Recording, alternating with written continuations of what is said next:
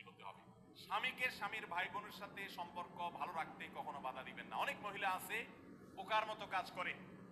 স্বামী যদি স্বামীর ভাইকে তার টাকা পয়সা দেয় সে অপছন্দ করে, স্বামী যদি স্বামীর বোনকে টাকা পয়সা দেয় সে এটাকে পছন্দ করে না, মা বাবার খোঁজ খবর বেশি নিলে তার কাছে ভালো লাগে না।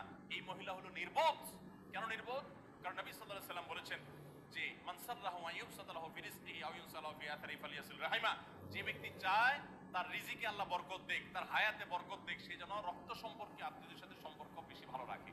তাহলে আপনার স্বামীর রিজিক বেশি হোক, টাকা পয়সা বেশি হোক, তার হায়াতে বরকত হোক, এটা যদি আপনি চান তাহলে আপনি বরং তারা উৎসাহিত করা উচিত। তোমার ভাইটার খবর নাও, তোমার বোনটার বাড়িতে যাও, তোমার মা বাপের খেদমত করো, তাদের সাথে যত সম্পৃক্ত থাকবে আপনার স্বামীতে আল্লাহ তাআলা তত বরকত দান করবে।